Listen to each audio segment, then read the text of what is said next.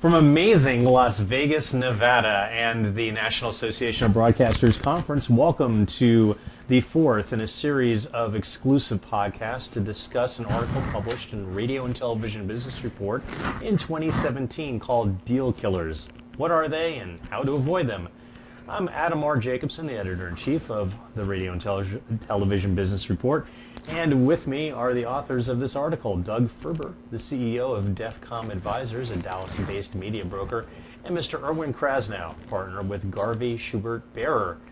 Also with us are the operating partners of Community Broadcasters, Mr. Bruce Mittman and Jim Leven, and they're joined by Peter Henderson, the controller of Community Broadcasters, which owns and operates 46 radio stations in 8 great markets. Well, hello, gentlemen, and it's great to be with you here in Las Vegas for this next podcast. We are up to Deal Killer number 4, and the topic is shoddy financial records. Why don't we take it away? Yeah, I guess I'll start. Yeah. I'll go. Having bad financial records is a huge speed bump to a deal. You know, because a buyer wants to see the performance of the radio company. And the first place they're going to look is the financial statements, the income statements, and the cash flow, and sales and revenue. And if you can't provide an accurate depiction of what it looks like, then you're going to lose so much value in terms of price. Right, but Bruce, have you seen well, anything like that? I'll tell you the other issue. It's not just value and price. You're dealing with it, unless you're buying for cash. You're dealing with banks, Yeah. and if you can't provide the banks with well-documented financials, you're not going to get the money anyway. So, we went through a deal. Our first deal. I wouldn't call them shoddy financials. They just weren't organized, and to get the deal done, we basically hired an accounting firm to confirm the financials for them so that our banks would be happy, our investors would be happy, and we could get the deal done. And so it cost us more. So you paid for an audit. We paid for our own audit. We did. Yes, but it's how we got into business. If we didn't do that, A, the banks wouldn't have supported us, and B, our financial partners wouldn't have supported us. So you got to do what you got to do. Although I would tell you that forensic accounting on the buyer's side rarely 100% works. So we learned a few things along the way, but that was okay. Nobody meant to do anything, that was anything but above board. But and in our case as a business, we have audited financials every year. But I think often we've seen less than even reviews, let aside audits, on the sell side, and first of all, it makes you question the entirety of the deal. Heck with the fact that the value of the properties go down, the properties go away in our mind in many circumstances when that happens, because you just can't go in not knowing that which you're buying. What I love, and every broker does it to us, with all due respect, Doug, is the add-back sheet. Whenever you go into a financial deal, there's an add-back sheet. I resemble that remark. And all we hear about is, oh no, these are real expenses that they never would have had. I remember our deal that we recently did. They didn't need 2 sales managers, so they added back the sales managers. And we go, well, who are we going to use? And or a hyper-competitive market. Right. Well, we don't really, we've been using Nielsen, and we have substantial agency and national business, but you won't need it. So right. That's an add-back. Yeah, it's an add-back, right. For the clients, You won't need the building either, because basically you guys are so creative.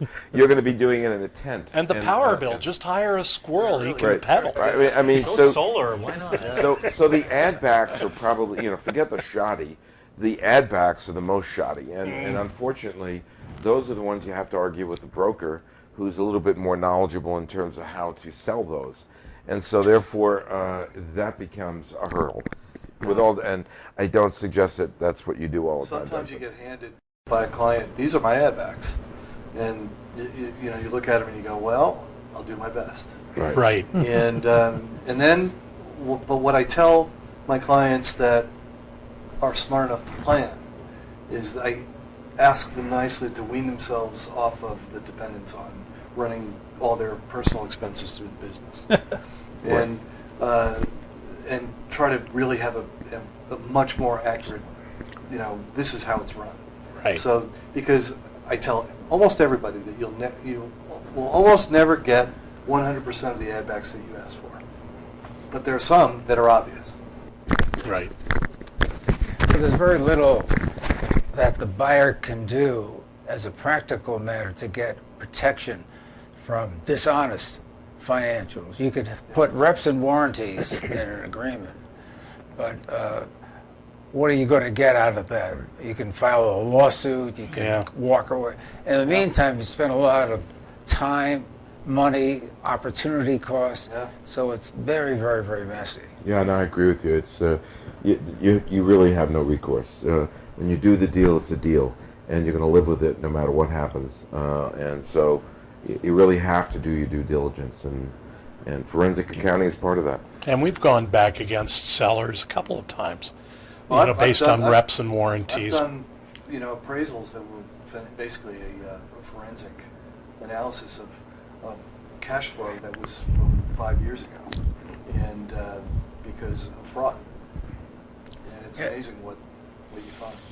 Well, that's what the due diligence is in general anyway. I mean, every seller is manipulating their financial outlook to a certain degree, and Right. it's your job to figure that out. Yep. Well, and the fact that Peter not only is very good at what he does, but is also a CPA, gives us a greater feeling of confidence when we're doing our due diligence in these deals. Peter's very integral in So why are terms we of not our talking deals. to Peter? Well, we are. Well, Because the because two of us we're- never stop. Well, because the two of us do the deals, and Peter confirms it for us. We have a good team. You do. Yeah, we do have a good team. We're So blessed. before we wrap up, again, from the outside looking in, I see a stick that may have 100,000 watts. It covers a great area of a big metropolitan listening population. I'm thinking in terms of, okay, that potential for me is tremendous. I may not necessarily be thinking about their book, if you will, opening up the numbers, because I see a tangible asset. Sure. So my final question before we wrap up then is that asset diminished because the current owner is so mismanaged that it's going to impact my ability to monetize this? It could, but it may not. I mean, depending on, if it's completely mismanaged, sometimes that's low-hanging fruit for a buyer too. On the other hand, if there's certainly fraud or the numbers are so out of space that you really don't know what you're buying into, if you increase revenues 5 times through better operation with this monster signal in your scenario, it does you no good. Yeah, but the other issue, though, is how are you buying the station? Are you financing the station?